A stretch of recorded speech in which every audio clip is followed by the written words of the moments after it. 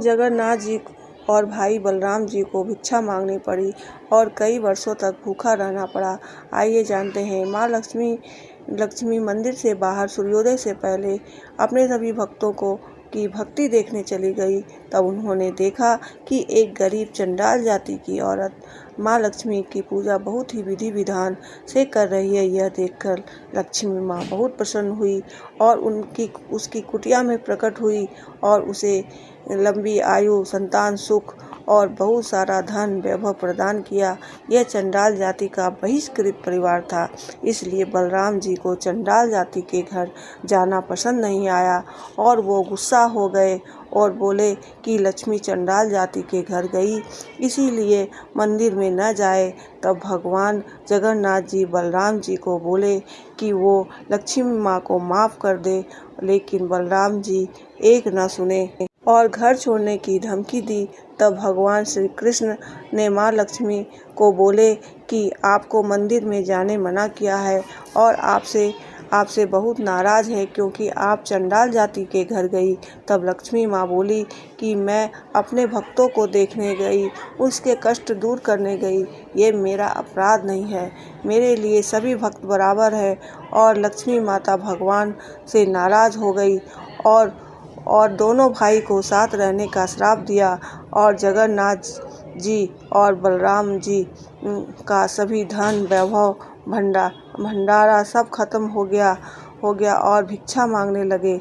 लेकिन वो जिसके भी घर जाते उसका घर में खाना खत्म हो जाता, इसलिए उन्हें कोई भी भिक्षा नहीं दिया और वे कई वर्षों तक भूखे ही रहना पड़ा। एक दिन उन्होंने देखा कि कई लोग खुशी खुशी आ रहे हैं। तब उन्होंने पूछा, तब वे बोले हम लोग खाना खा के आ रहे हैं।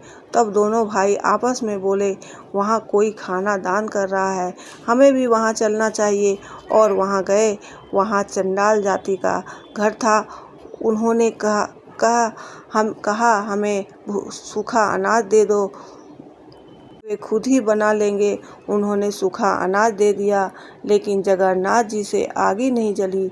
तब बलराम जी ने कहा मैं जला देता हूँ। बलराम जी ने लकड़ी जलाई, फिर भी नहीं जली और फिर जली तो बहुत ही धुआं हो गया। जगन्नाथ जी ने कहा कि भैया हम लोग खाना पका ही ले लेना चाहिए। बलराम जी मान गए और खाना मांगने गए।